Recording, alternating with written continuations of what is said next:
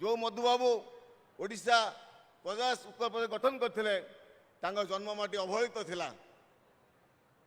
से गाँव मध्य पंचायत नाला सत्यामपुर ग्रामवासी अच्छा मन थोड़े आम सत्यामपुर पंचायत आपण मैंने चिंता कले से लोक संख्या दृष्टिकोण नियम दृष्टि हो पारा एवं पूर्वतन मुख्यमंत्री नवीन पट्टनायक आपण मैंने मो सहित देखा करते सी सत्यामपुर पंचायत करते खाली पंचायत करते 16 मसीह अनेक मुख्यमंत्री जाते नवीन पट्टनायक एकमात्र मुख्यमंत्री जन्मस्थान को पर्यटन केन्द्र मान्यता देते एवं पर्यटन मान्यता देवा सहित ता विकास 2 कोटी टका प्रदान करते जो ऑडिटोरियम नवीन पट्टनायक समय कराइला सी सहित कोविड समय भर्चुआल उद्घाटन करते सी पंचायत आदर्श पंचायत मान्यता देते आज कल्याण मंडप कथा कहतु रूराल पार्क कथा कहतु आरआई ऑफिस कथा कहतु विशुद्ध पानी जल कथा कहतु सब कथा आज सहित मुख्यमंत्री सड़क योजना से गाँ रास्ता को प्रशस्तीकरण करने पाखापाखि 10 कोटी टंका देते एवं पागा ठारू सत्यामपुर पर्यंत कोटिए टंकार स्ट्रीट लाइट करते सहित पागा ठारू जो रास्ता आसी पूर्त विभाग पाखापाखि 5 कोटी टंका देते लक्ष्य था केमी सुनार ओडिशा हम मुवेदन करी आज वरेण्य मुख्य अतिथि को मोहन चरण माझी को मुवेदन करी मधुबाबू पीठ को जो आज 21 कोटी टंका शुभ देते नवीन बाबू समय घोषणा कराइला मधु सांस्कृतिक परिषद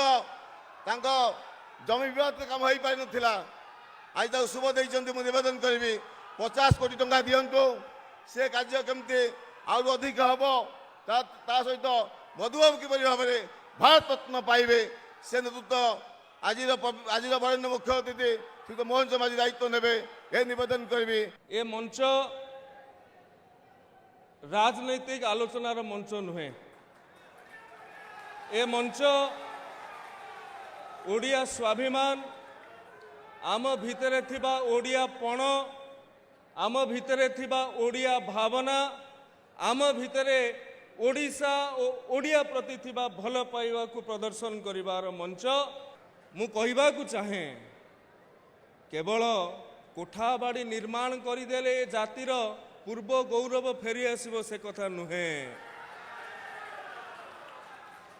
केवल स्मारकी निर्माण करिकी बरपुत्रंकर प्रतिमूर्ति निर्माण करदेले बरपुत्रंक प्रति उपयुक्त सम्मान हेब से कथा नुहे से बरपुत्रंकर जो नीति आदर्श नैतिकता थिला ताहाकु जदि आमे जीवन चर्चारे वास्तव रे लगेई परिबा तेबे तांको प्रति ये श्रेष्ठ श्रद्धांजलि हेबो एवं बरपुत्रंकर प्रतिमूर्ति स्मारकी देखिकी आम भितर जदि ओडियात्वर भावनार नवजागरण हेउथिबो